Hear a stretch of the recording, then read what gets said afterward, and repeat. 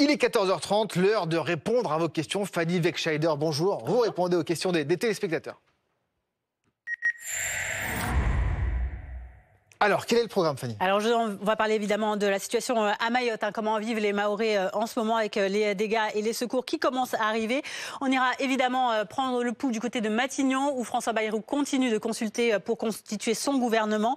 Mazan est cette dernière semaine capitale dans ce procès dit des viols de Mazan. On écoutera donc ces dernières déclarations des accusés. Et puis, vous entendrez parler de cette chanteuse iranienne qui devient un peu une icône de la cause féminine dans son pays. Alors, on va commencer par prendre des nouvelles des Mahorais, forcément 2 jours après le passage de ce cyclone qui a ravagé ce département français. Oui, et Samira qui pose cette question. Quelle est la situation aujourd'hui à Mayotte? Eh bien déjà, on le sait, le bilan est difficile à établir. Les autorités l'ont dit sur place. Regardez ces images, en tout cas, qui peuvent vous donner la mesure de ce que ça représente. Elles ont été tournées par un habitant de Mamoudzou, recueillies par notre collègue Marie Gentric. C'est très parlant, écoutez-le. Les temps en tôle qui se sont envolés. J'ai vu de mes yeux quelqu'un qui a perdu sa jambe au CHM, une tôle qui lui a découpé la jambe. C'est l'apocalypse, le chaos. C'est une vision d'horreur. Je ne sais pas si vous vous souvenez de la série Walking Dead. C'est ça, c'est l'impression que une bombe atomique a pété. Rien n'a tenu. Ça là, c'est l'annexe du lycée Younoussa Bamana. Le lycée, il était là. Le toit, il n'existe plus. J'ai fait le tour de ces bidonvilles. J'ai écouté ce qu'ils disaient. On est à des centaines de morts, facile. Des gens emportés par les eaux, des enfants, des tôles qui ont tué les gens. Vous savez, les tôles à 300 km/h, c'est un couteau. C'est un couteau lancé. Donc ceux qui étaient sur le chemin de la tôle, c'est fini. L'apocalypse, une situation qui ressemble à celle d'une bombe atomique qui aurait atterri sur l'île. On en parle avec vous, Kevin Fleury, journaliste météo-climat. Le pire est désormais derrière les Mahorais. Ça a été très compliqué. Mais surtout, ce qu'on peut dire, c'est que c'est du jamais vu depuis quasiment un siècle. Oui, depuis 1934, en fait, on n'avait pas connu un tel cyclone tropical jugé intense, donc catégorie 4 sur 5. Là, vous voyez l'animation justement des dernières heures de ce week-end, lorsque le cyclone passe au nord de Madagascar et ensuite dévie de sa trajectoire en prenant une trajectoire sud-ouest et passe en plein cœur de Mayotte. Vous vous dites, mais où est Mayotte sur cette carte? Elle est complètement recouverte par les nuages. Eh bien, la voici, on vous a positionné le point. On voit bien l'œil du cyclone ici qui se décale et qui vient se jeter en quelque sorte sur le territoire français. Évidemment, à son passage, des vents terribles, jusqu'à 220-230 km/h en rafale. Un vent continu permanent qui a fait du bruit comme une machine à laver permanente. Et puis aussi ces fortes averses de pluie. On a relevé plus de 100 mm de pluie en seulement 48 heures. C'est beaucoup, c'est pas une donnée record, mais c'est beaucoup et ça a engendré évidemment des inondations et des glissements de terrain. Important de rappeler qu'on n'est qu'au début de la saison des cyclones sur cette partie sud-ouest de l'océan Indien, cette saison des cyclones qui s'étend jusqu'au mois de mars, voire même le mois d'avril dans certains cas, dans certaines saisons. Il va falloir rester très vigilant. Merci Kevin. Et dans ce contexte, évidemment, les secours commencent à arriver depuis la métropole via ce double pont aérien militaire qui est parti de la métropole, qui a fait escale à La Réunion, là où sur place, également Bruno Retailleau est arrivé ce matin, désormais à Mayotte. Un pont aérien pour transporter tous les moyens techniques nécessaires pour rétablir l'eau, pour rétablir l'électricité. On sait que la population est totalement livrée à elle-même là-bas, du matériel, de l'alimentation.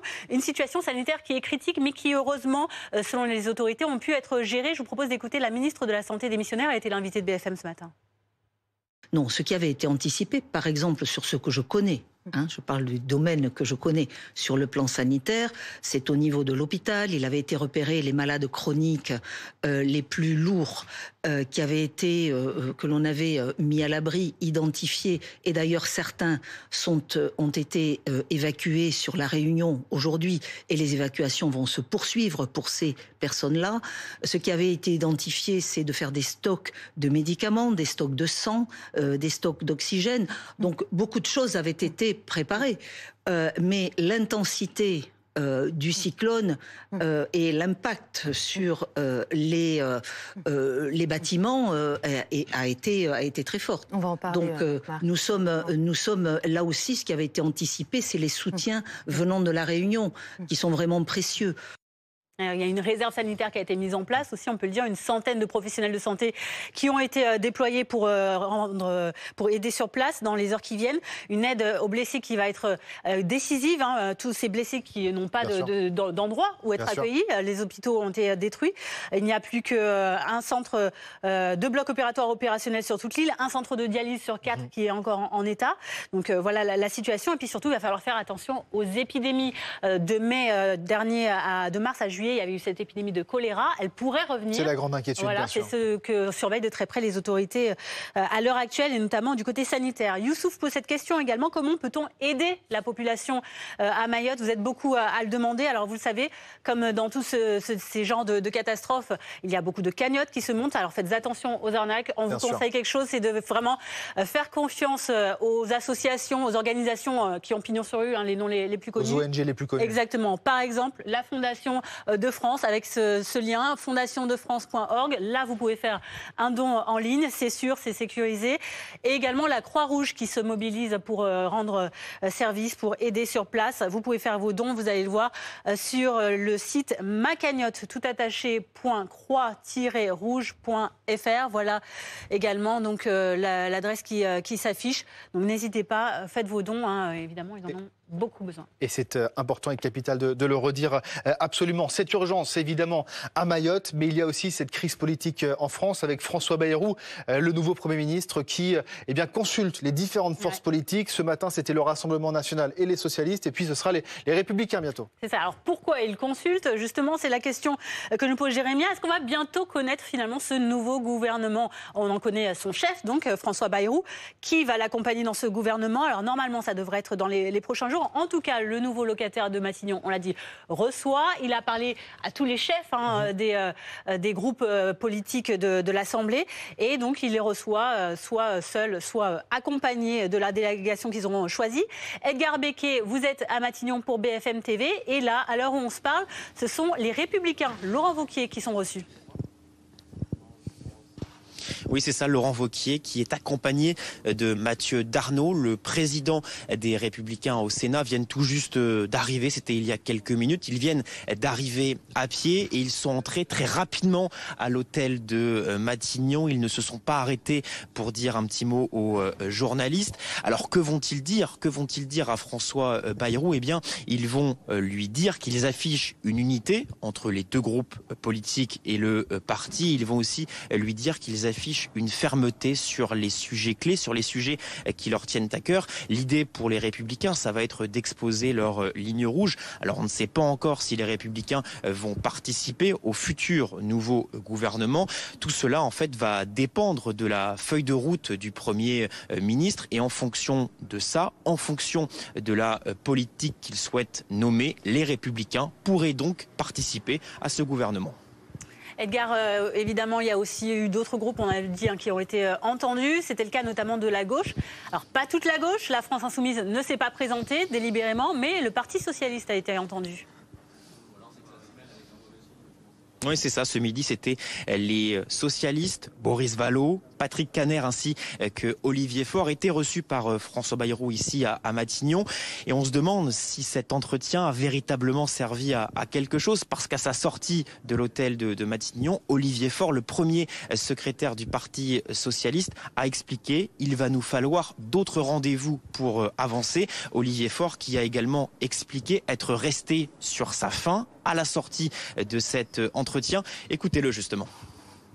Ce que nous avons compris, c'est qu'il avait compris que ce n'était pas, pour nous, conclusif. Il n'y a absolument aucune conclusion. Nous avons beaucoup parlé de pacte de non-censure. Au stade où nous parlons, nous n'avons rien signé. Il n'y a pas d'accord de non-censure. Il y a pour l'instant des gens qui sont en discussion et qui souhaitent comprendre, qui souhaitent se comprendre. Et nous souhaitons comprendre quelles sont les conditions à partir desquelles nous pourrions considérer que ce gouvernement est dans une logique de dépassement de ce qu'a été le macronisme pendant 7 ans. Et si c'était pour avoir la même politique avec un Premier ministre qui a été un compagnon de route historique du président de la République, les mêmes causes produisant les mêmes effets, nous sanctionnerions de la même façon. Voilà, et ces consultations vont se poursuivre. Demain, ce sera au tour des écologistes avec Marine Tondelier d'être reçue ici à l'hôtel de Matignon à partir de 9h30.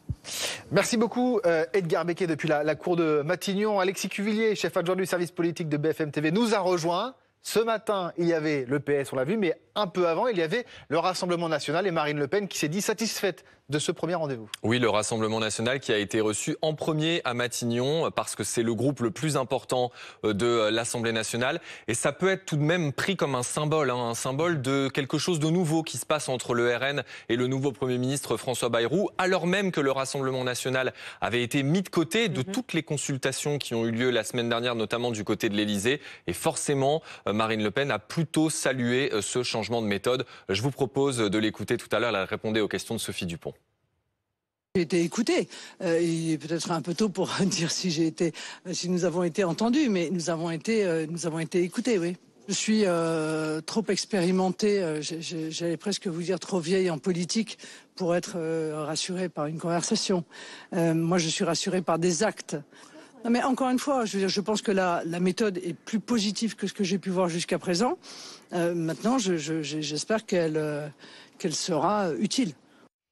Vous voyez, donc il n'y a pas non plus de chèque en blanc, bien sûr, du Rassemblement national, mais une forme de bienveillance peut-être liée notamment à un certain nombre de dossiers qui sont partagés entre celui qui est toujours président du MoDem et qui est devenu Premier ministre et la présidente du Rassemblement national. On a beaucoup parlé notamment de leurs intérêts communs concernant le scrutin proportionnel, la question du financement des partis politiques sur lequel ils partagent un certain nombre de points, et donc peut-être la possibilité que le futur budget qui va devoir être adopté début 2025 soit davantage discuté au Parlement. Il faudra voir si dans les prochaines semaines, Marine Le Pen, qui est l'actrice bien sûr principale de ce qui s'est passé au moment de la censure de Michel Barnier, garde cette position de relative bienveillance. Donc là, on est encore aux consultations. Chacun donne un petit peu fait part de ses demandes.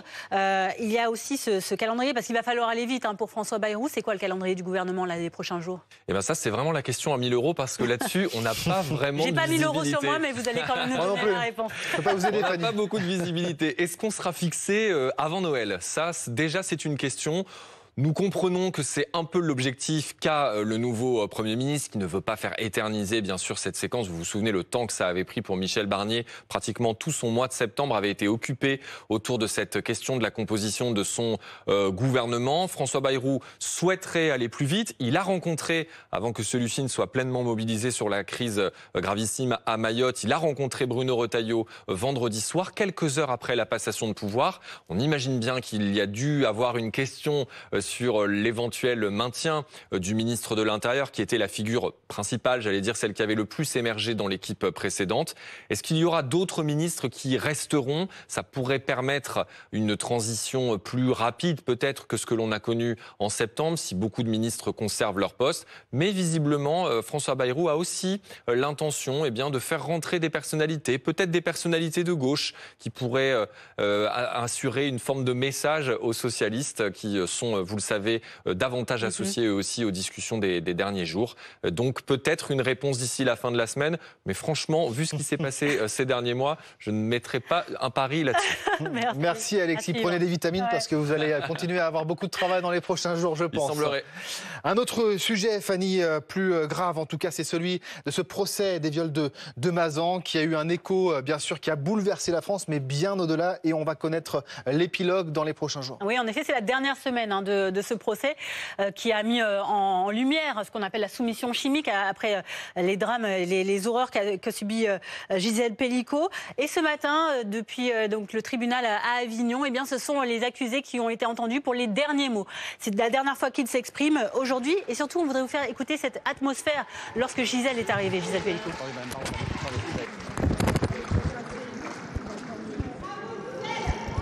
Bravo Gisèle.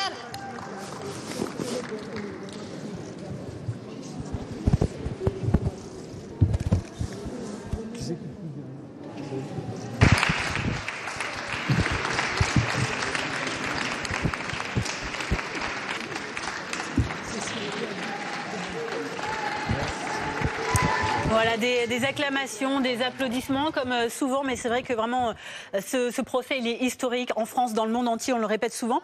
Ces 51 hommes aujourd'hui qui donc s'expriment pour parler une dernière fois, pour être entendus. On en parle avec vous, Mélanie Bertrand, vous êtes en direct d'Avignon pour BFM TV. Et il y a tout d'abord eu dans l'ordre d'audition, évidemment, c'est Dominique Pellicot qui a été entendu en premier ce matin. Oui, l'ex-mari de Gisèle Pellicot qui a eu la parole en premier. En fait, le président a commencé en expliquant aux 51 accusés est-ce que vous avez quelque chose à ajouter pour votre défense? C'était là-dessus qu'il devait prendre la parole. Dominique Pellicot, il n'a pas cherché à se défendre davantage. Au contraire, il a à nouveau formulé des excuses à Gisèle Pellicot. Il a salué son courage, ses 4 mois presque d'audience. Il a redemandé pardon à toute sa famille, à Gisèle Pellicot, à ses enfants, ceux qu'il a fait beaucoup souffrir. Je cite, depuis 4 ans, depuis que cette affaire a fait éclater, a détruit littéralement cette famille. Dominique Pellicot, il a aussi eu un mot pour son avocate, Maître Zavaro. Il a souligné son humanité, ses conseils qui l'ont empêché, je cite encore, de lâcher la rampe. Et puis Dominique Pellicot s'est ensuite tourné vers la cour, vers les magistrats professionnels qui vont statuer sur son sort. Vous avez le reste de ma vie entre vos mains.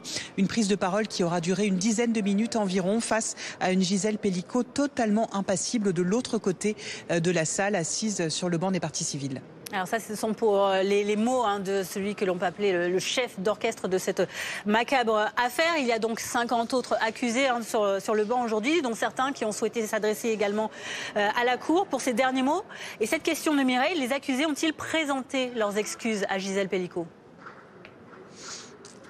Très peu, finalement, Fanny. Très peu ont présenté des excuses. Ils sont, je dirais, une dizaine maximum. En fait, ce qu'on a entendu beaucoup, c'était des remerciements à la cour de les avoir écoutés, des remerciements à leurs avocats. Mais finalement, très peu se sont adressés à Gisèle Pellicot. Beaucoup, en tout cas, certains ont redit qu'ils n'avaient pas l'intention de violer.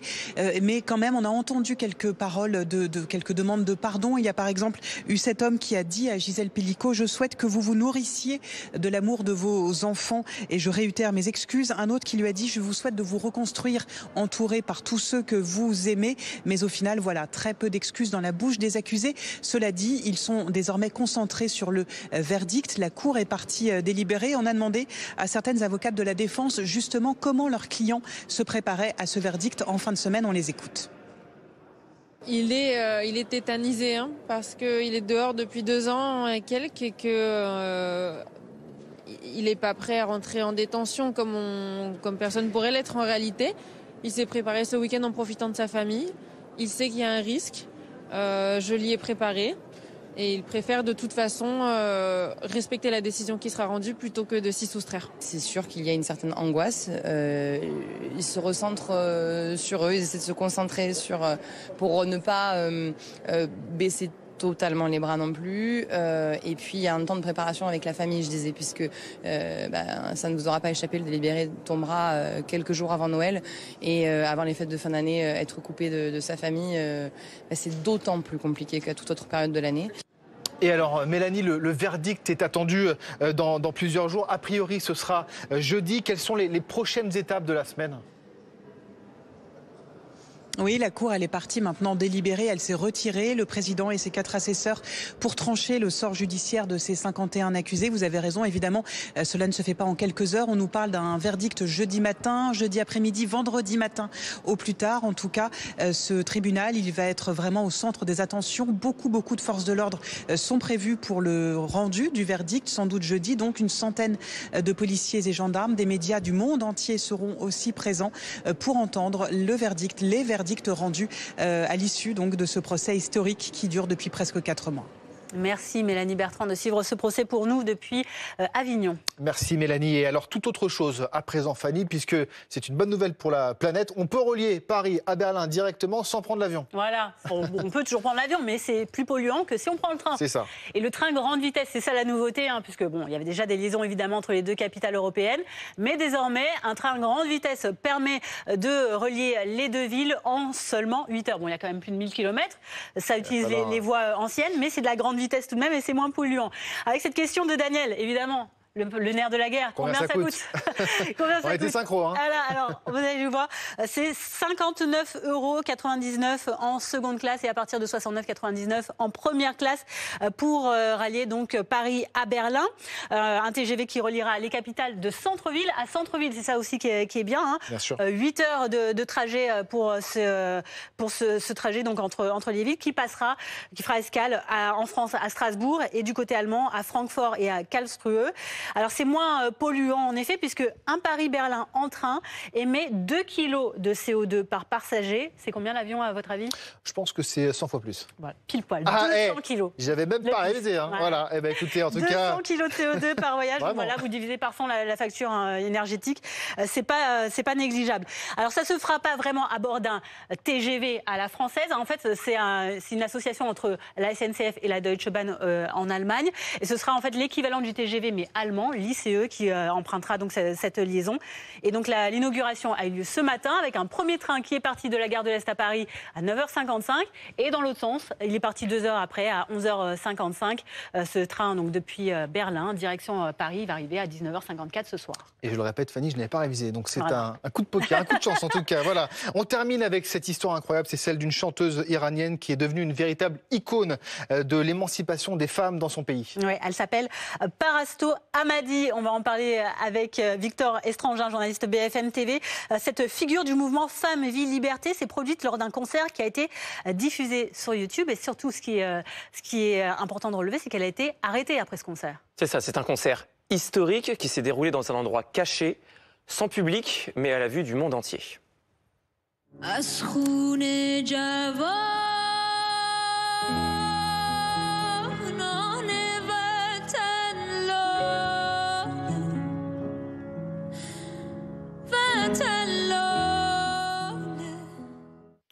Cette chanteuse nous offre une demi-heure de concert face caméra dans une belle tenue de soirée. On le voit, les épaules nues, les cheveux détachés, le maquillage soigné. Enfin voilà, elle est vraiment magnifique. Elle brave 2 interdits. Déjà, celui de chanter. On rappelle qu'en Iran, les femmes n'ont pas le droit de chanter librement, en public en tout cas. Et puis surtout, effectivement, elle apparaît sans son voile. Elle commence son concert avec ces mots. « Je suis une fille qui ne peut pas rester silencieuse. Je chante pour cette terre que j'adore, pour le sol de ma patrie. Écoutez ma voix et rêver d'une nation libre, rêver d'une nation belle. » Amadi est dans le viseur des autorités iraniennes depuis très longtemps parce que c'est pas la première fois qu'elle apparaît sans voile. C'est pas non plus la première fois qu'il utilise le chant comme arme contre la tyrannie ou comme étendard de contestation. 2 jours après ce concert, elle a été arrêtée ainsi que 2 de ses musiciens et ils ne sont restés que quelques heures en prison et après ils ont été relâchés. Alors pourquoi ils sont restés aussi peu en prison? Pourquoi est-ce que ça parce qu'actuellement le contexte en Iran il est un petit peu particulier. En fait ce concert il intervient seulement quelques jours après qu'une nouvelle loi soit promulguée. En fait une loi qui vise les Iraniennes qui portent mal ou qui ne portent pas leur voile. Elles devront payer, dans ce cas, une amende représentant 20 mois de salaire moyen. Amende à payer dans les 10 jours. En plus, on est en pleine crise économique en Iran, donc vous vous doutez que c'est quasiment impossible. Et si ce délai de 10 jours n'est pas respecté, elles ne pourront plus quitter le territoire. Elles n'auront plus accès à certains services publics. Elles ne pourront plus, par exemple, passer le permis de conduire ou devront rendre leur permis. Donc c'est vraiment mettre la femme au banc de la société si elle ne porte pas son voile. Cette loi, elle a été votée par le Parlement, mais le président iranien, il l'a mis en suspens, en stand-by, en mauvais français. Pourquoi? Alors il l'a mis en suspens parce qu'il a peur, il craint une nouvelle vague de contestation dans le pays et c'est peut-être la raison pour laquelle cette chanteuse a été relâchée si rapidement. Et actuellement en Iran, il y a de plus en plus d'actes courageux qui ne cessent de se multiplier et ça va bien au-delà de Téhéran qui est la capitale. Ça gagne même des contrées lointaines, la campagne, etc. Et les autorités ont de plus en plus de mal à contenir ces mouvements contestataires. Bon, cette loi devrait quand même voir le jour d'ici la fin du mois, parce que le Parlement a beaucoup de force. Donc voilà, bon courage, mesdames.